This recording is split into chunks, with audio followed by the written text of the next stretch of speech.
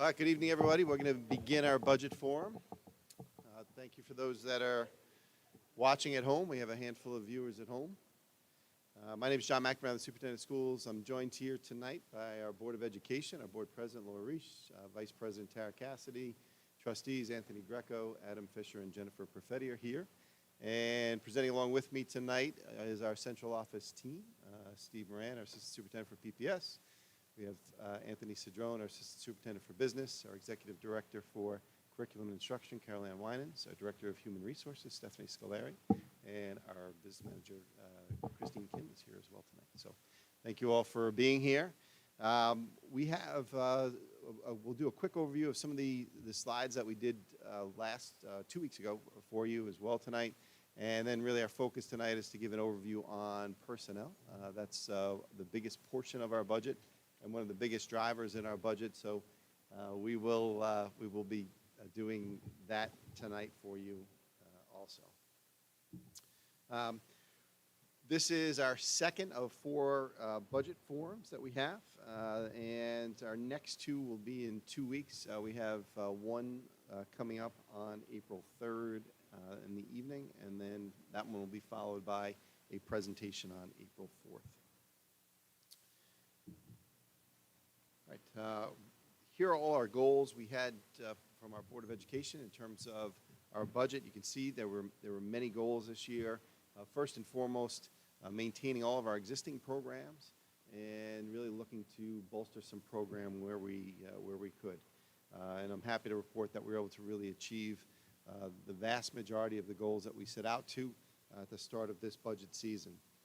You can see here that we were looking to reduce elementary class size as well. We were able to achieve that goal, enhance our program offerings with some new electives, enhance our UPK program as well. You can see that, I'll show you a slide in a second, we're able to accomplish that. Really focus on our district facilities. We have a couple of areas that we're going to focus on through our capital reserve and then also through our district budget that we'll share with you tonight as well.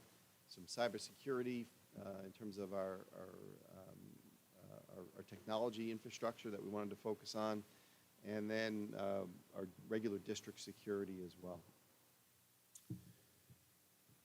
Positive financial news. You can see we really received some good news this year in the financial front. First and foremost, we're receiving some additional state aid this year with an increase in foundation aid, which is fantastic. We have a number of facilities projects that will begin over the next couple of years as a result of 2 bond referendums that we passed earlier this year. We received positive news from the Comptroller's Office in terms of our fiscal stress score, which with a much improved score there, and an overall improved financial condition of our district that we'll highlight tonight as well. This is our budget. We're currently just under the tax cap. When we first presented a couple weeks ago, we were still working to get there. Good news to report tonight that we are now below the tax cap, and our tax cap this year is 2.57, and we are just under that cap by several $100s.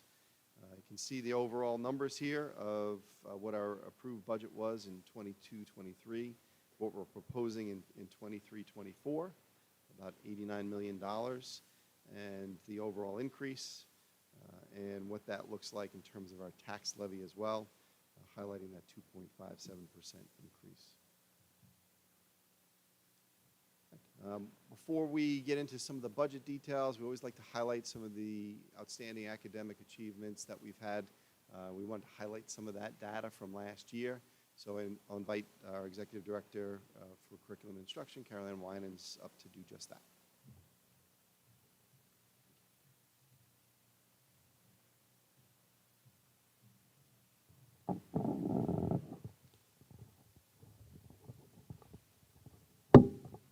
Hello. So we've had several AP Scholars, Scholars with Honors, and AP Scholar with Distinction. We had 24 students score 3 or higher on 3 AP exams, 12 students score 3 or higher on 4 AP exams, and 25 students score 3 or higher on 5 AP exams.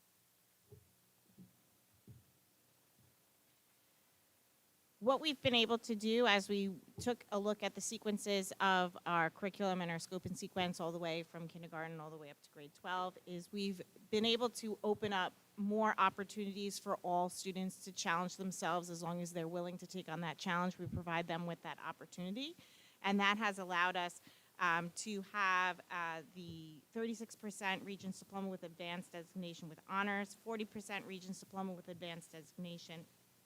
83% of the students attend a four-year college, 8% of students attend a two-year college, 7% of students sought employment, and 2% of the students attend a trade school.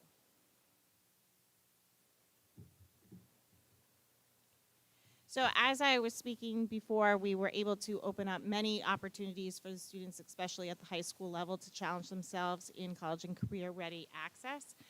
So we have 90% of the class of 2022 have been taking a number of college courses, and the same amount of number was able to take advanced placement courses.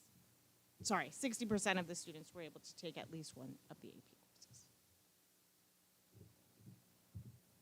Okay, so who's next? Oh, yeah, sorry. Oh, so what's new in the 23-24 budget? So we have drawing and painting coming to 8th grade as we build our 8th grade electives. This is going to really enhance the skill set that the students are going to need in the high school courses. In order to finalize our sequence after we accelerated all 8th grade students in living environment, we were able to kind of figure out the best sequence for our students. So we are incorporating a matter and energy in 10th grade. This will allow those students who aren't necessarily ready to challenge the chemistry regents exam a little bit of a year to adjust and acclimate themselves to the physical science standards. We have an additional AP pre-calculus class, which we're hoping to expand the knowledge and information that you need for our AP calculus classes. For those students who've taken our car care class, it's been really a wonderful experience for those students who find their niche there. So we're going to expand that course offering for our power sports and equipment repair 10th through 12th grade. We have an American pop culture elective coming out of our social studies class, and one of the big things that we're proud of for next year is the expansion of our science research program.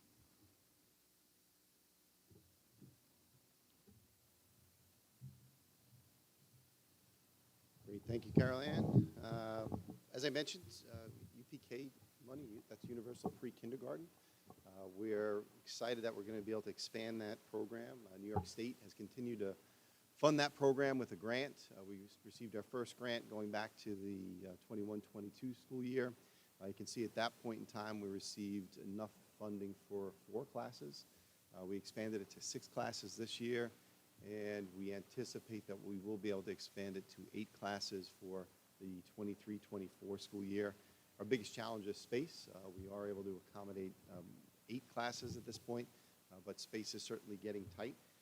We are just keeping an eye on the budget up in New York State, looking to see that all this funding is in there in the beginning of April when they officially adopt that budget.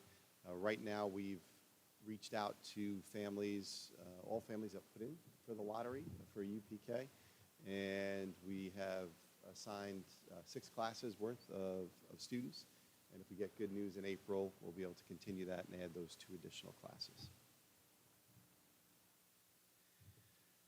Elementary class size, I mentioned earlier, we are continuing to work to bring that down. You can see what our current class sizes are, and you can see that we are lowering those once again in 23-24 to continue to make those more manageable. That's been an ongoing goal of the board, and we are excited to be able to do that for the upcoming school year. I'm going to turn it over to Mr. Moran, our Assistant Superintendent for PPS, to highlight a little bit about our special education program. All right, good evening. Some of the great things we were able to accomplish this year, we were able to add the supervisor for special education to give more support to the students, the teachers, the staff, and the parents.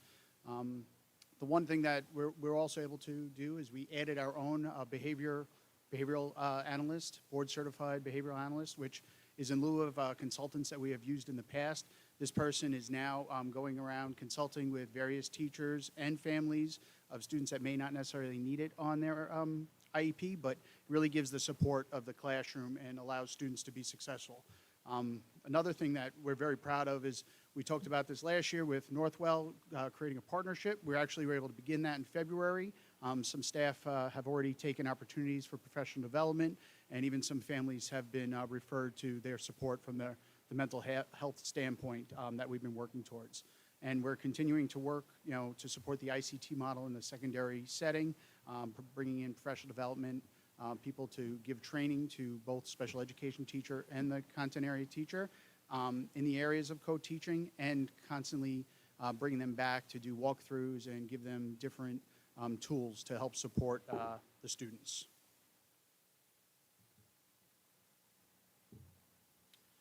So as you know, special education this year is one of the big drivers of the budget. A lot of the things that are presented in this budget are direct relation to the recommendations from the Committee on Special Educations. Some students that require support from outside agencies. One of the big things is there's been a number of students that have come into the district or have added to their needs some medical assistance, where it would include one-to-one nursing, especially for some out-of-district students. And there also has been an increase in the cost of the itinerant services provided by BOCES. And then some students additional students requiring out-of-district placements. Next year also marks an incoming kindergarten class that's going to require us to increase and add another supportive environment of the 611 program that we have at Mandalay. So that's going to be a requirement to increase the teacher and the supportive people around to work with these students. We're very excited about that addition. And then one thing that we were working towards, because with these students that will be coming up in the future in a class that we already have at the middle school, is to create a life skills lab. We'll provide students the support that requires them to gain various skills to help them be as independent as possible for when they eventually exit Wantagh High School. And we're obviously going to continue to build the ICT model and provide professional development at the elementary level, and the reading instruction within the special classes at Forest Lake and the middle school and high school.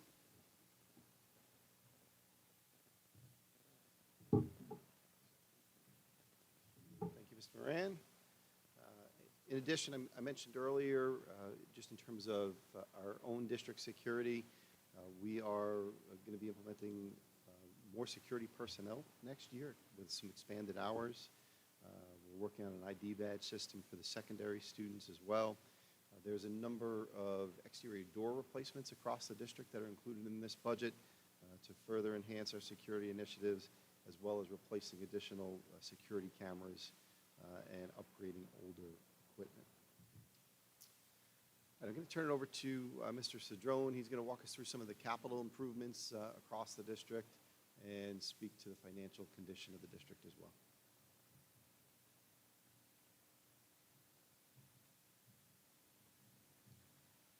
Good evening. So first is capital projects. For those of you that may have participated in all of the meetings and forums that we did surrounding all the pre-bond work, we had talked about the need or the desire to accomplish capital projects in the district through multiple funding sources. One was the bond, one was capital reserve, and the other was through the budget. With the bond vote being behind us, the remaining two are starting to be engaged now. So there is a transfer to capital in the budget itself. There is a line item in there to accomplish mostly masonry work next year. And in addition to that, there are this list of capital projects to be completed next year around the district, and those would be paid for from the capital reserve. I think it's on an upcoming slide, but I'll say it twice if I need to. It's important to note on the capital reserve that that money is already set aside. It's in the bank. But as with any capital project, you can't spend it without community approval. So as a result, you'll see a second proposition on the ballot in May, specifically for these projects, which total just a hair over $3 million. Roof replacements here and at Wantagh L, replacing the scoreboard at the high school, exterior door replacements all around the district, the HVAC in the main gym at the high school, additional masonry work, and hallway ceiling and lighting replacement over at the middle school. These are here, the pictures up, yep, because pictures speak 1,000 words, right? So this is just illustration of why we're proposing to do some of the work that we're doing. This is here just for people that want to read it. It's really here so that if you're reading the booklet or online on the budget webpage, that's the actual legalese text of what you'll see on the ballot in order to request community approval or consideration to do that list of projects. There's the note. Funding is already set aside, so we need to ask for approval, but the money is already there to do that work.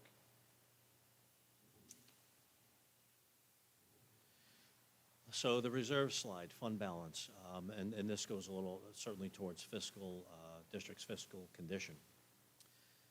At the end of a given year, if money is left over, you have the ability legally to put it in different buckets and set it aside for particular purposes, which is what this slide represents.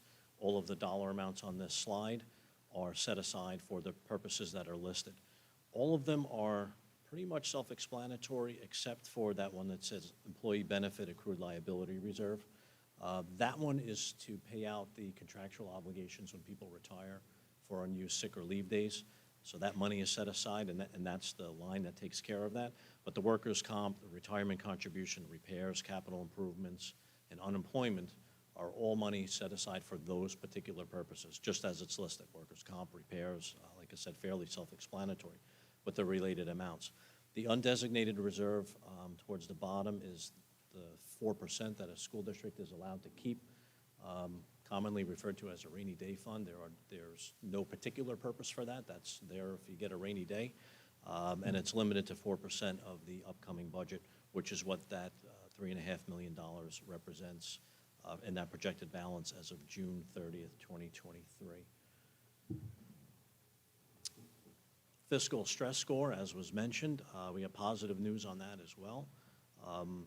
It's inversely related to the items on the previous slide. So as your reserves and your fund balance are low, your fiscal stress score is high, and the reverse is also true. So as those balances have improved in the reserves over the past couple of years, the stress score has come down, as has been noted.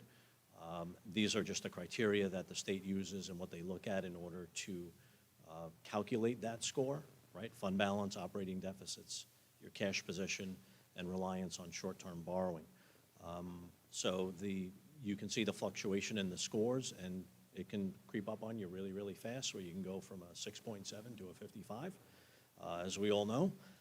And then it came back down a little bit slower, but we're back down to a 3.3. It will move. It'll move every year as those criteria change, but much better position than has been in the past, obviously.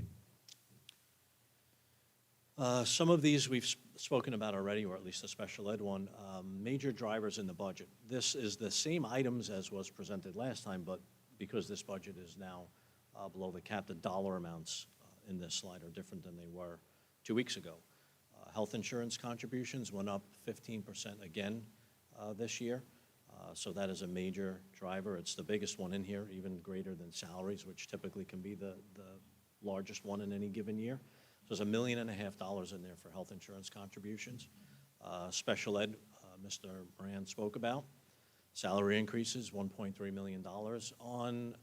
When you look in the budget, especially now that the books are out and the materials will be online, I always like to add the comment for salaries. When you look line by line, it's hard to ascertain what's going up and down, right? Because the salaries, when you budget for them, chase people.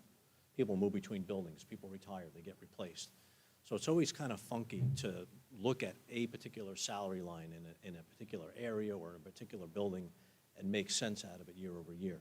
So I always look at it in total. So that $1.3 million is on a little bit over $46 million worth of salary in total.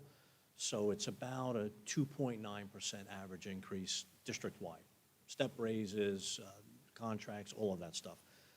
So I'd just like to throw that out there for context, because like I said, it can be a little difficult when you're looking in the details. Retirement system contribution to the employees' retirement system is up.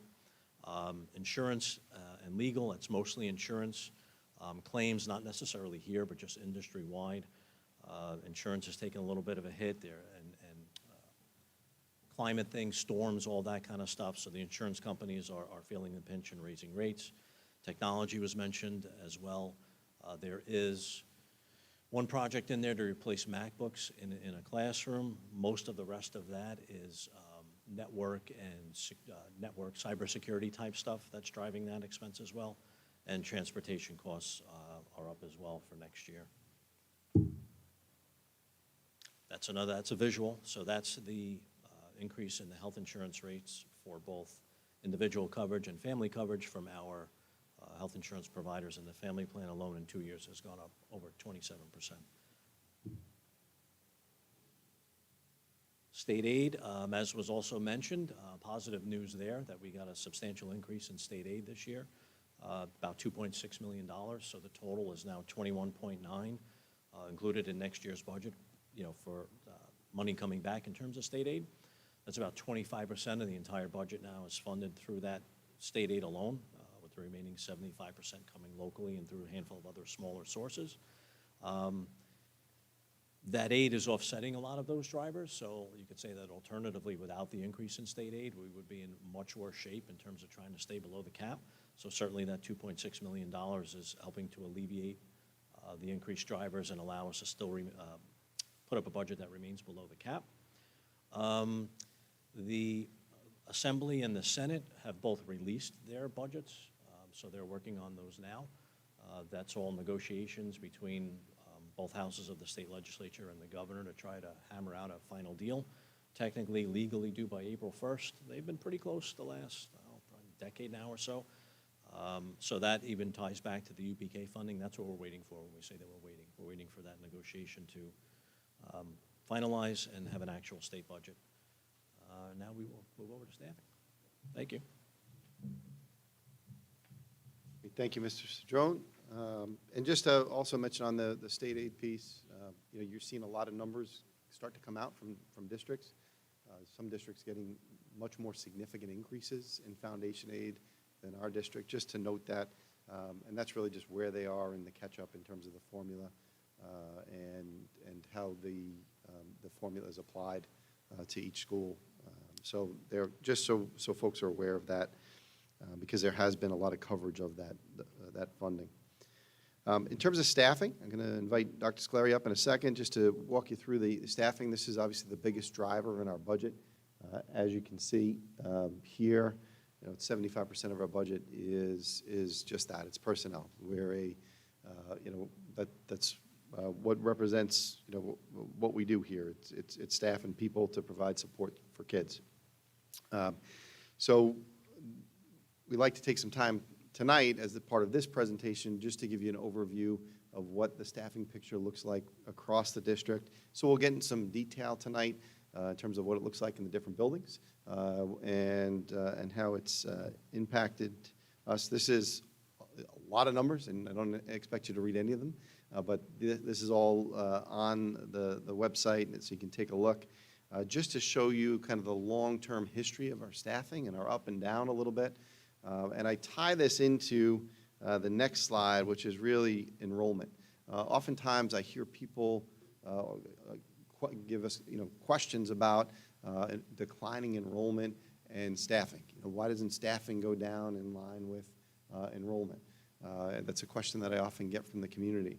And I use this slide to really highlight. Over the past 5-6 years, we've been very stable in terms of enrollment.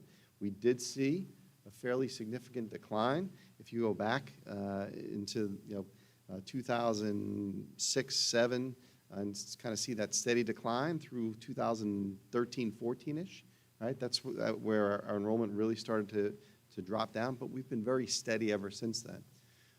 Also, just kind of flip back here, we've also added program during that time, right? So as the enrollment has declined, we took that opportunity to add program. For example, the district adding full-day kindergarten, expanding our special education program and some of the support services that we've provided, adding a 611 program, a life skills program. We've also added some support staff in terms of reading during that time and ENL during that time. And during all that time, we've also seen a decrease in our overall staffing. So you can see the numbers, in terms of a one-year change, we're down about 2.5 positions. during that time period. And over this 16-year period, we're down 14 positions in terms of our instructional staffing. So that's kind of the big picture here that I just wanted to highlight. And then I'm going to invite Dr. Scolari up. She'll kind of walk you through some of the different areas in terms of each building.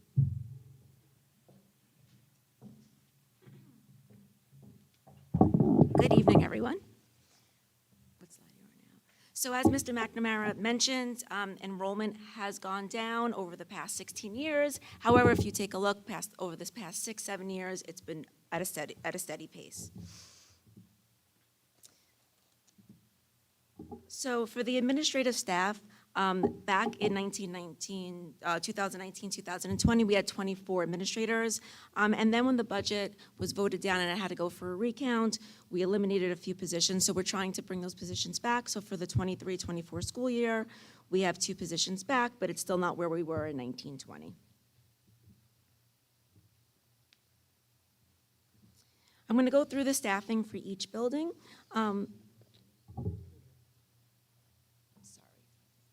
Okay, thank you.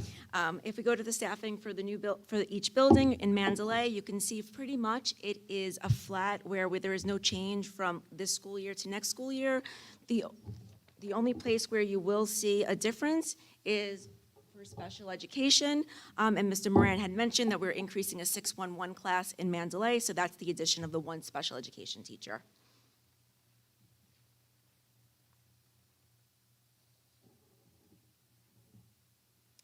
In Forest Lake, we anticipate 23-24 remaining steady with 22-23.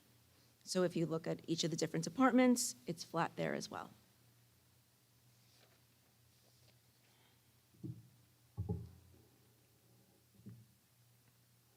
For Wantagh Elementary School, due to the decrease in class sizes K-5, you'll see that we are increasing 1 K-5 class in the 23-24 school year. All of the rest of the departments are staying status quo.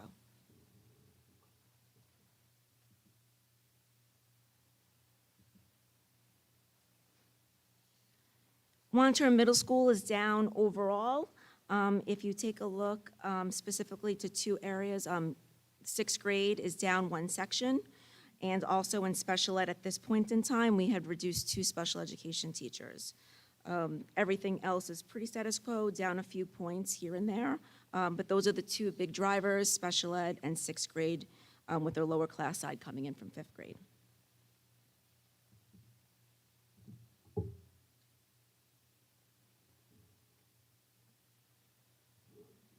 For Wantagh High School, a lot of the courses are driven by student request. If you can see on this slide, there was a huge interest this year for the students for family and consumer science and for technology, so you'll see a bigger increase in those 2 departments, and you'll see some reduced classes, and that's usually due to electives in the English department and world language.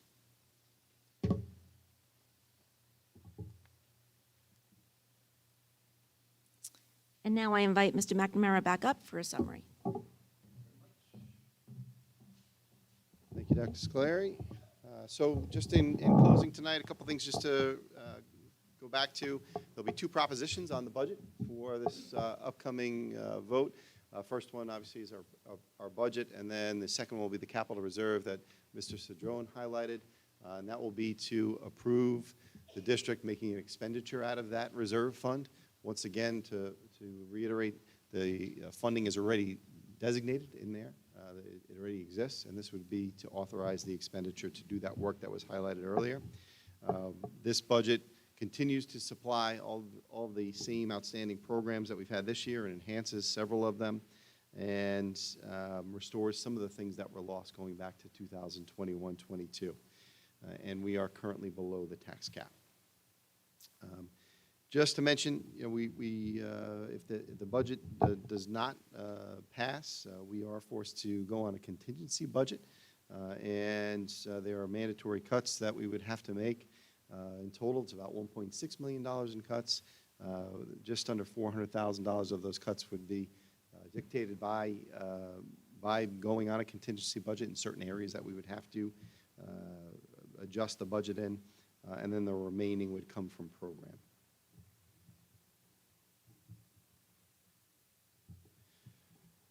If you have not already, please sign up for some budget focus groups and fill out our budget survey. We have budget focus groups taking place at the end of next week. There's a link to sign up for those. We do those virtually, and it's myself and Mr. Cedrone. We invite questions from the community and take an opportunity to really answer any questions people may have, discuss any concerns they may have. We do a very brief presentation at the start of that, and they run about 45 minutes. We try to set them up at varied times throughout the day so that they are convenient for people. And once again, the link to sign up for those it can be found right on the main page of our district website and on our budget page as well. And then also there's a survey link for all community members to participate in and answer questions about their own priorities in the budget. Once again, to make any comments they may have about our budget as well. And all of the resources from tonight's presentation, as well as from the presentation that we did 2 weeks ago, are posted on our district website. We post all the slides. We'll be posting the survey results. We post all the links to the recorded presentations there as well, just as an additional resource for folks so they can make some informed decisions about the budget. Our next forum will be Monday, April 3rd, followed by a daytime presentation on April 4th.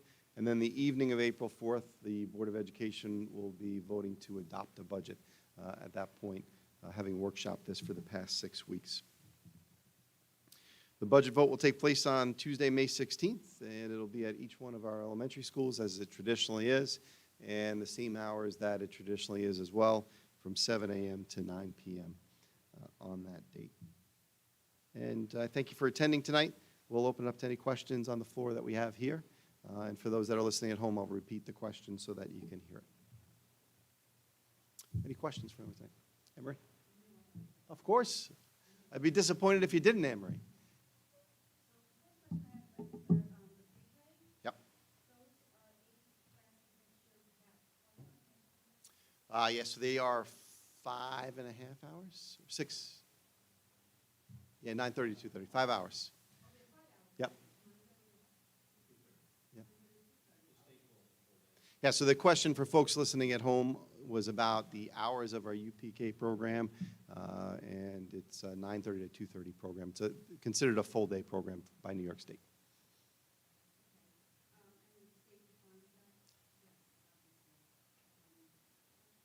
Yep.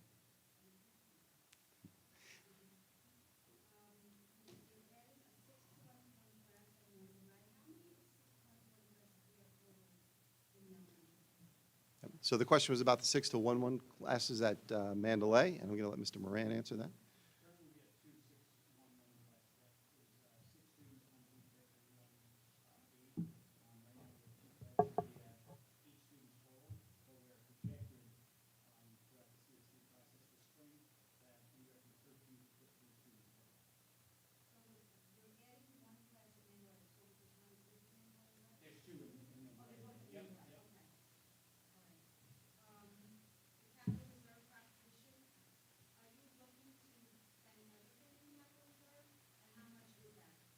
Yeah, so we will have about $3.7 million in the capital reserve at the end of this year.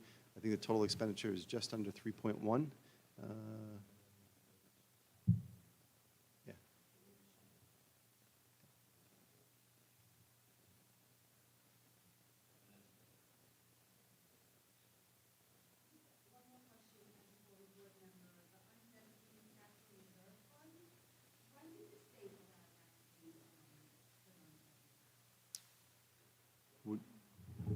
I'm not sure of the question. So you're talking about the undesignated, the 4%?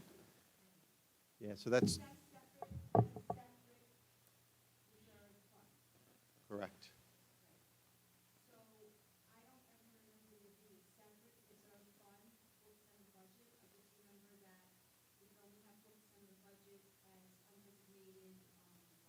That's it.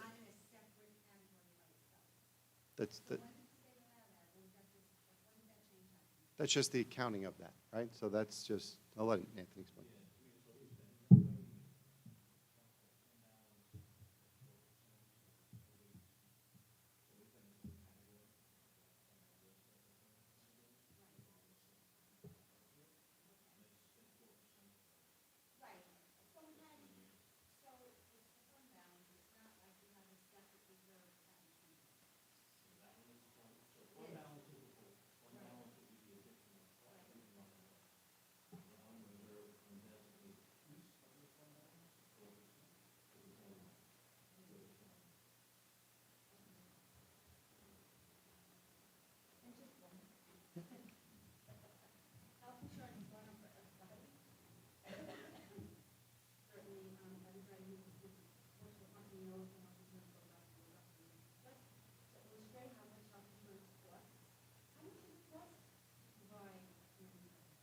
Yeah, it's about $38,000 right now. Yeah.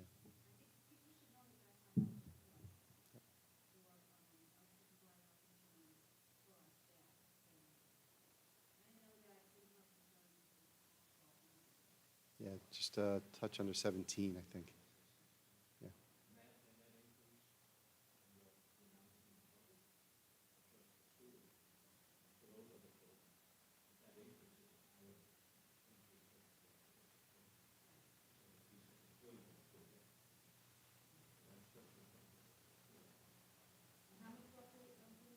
It varies by group, between 78 and 80% for most groups.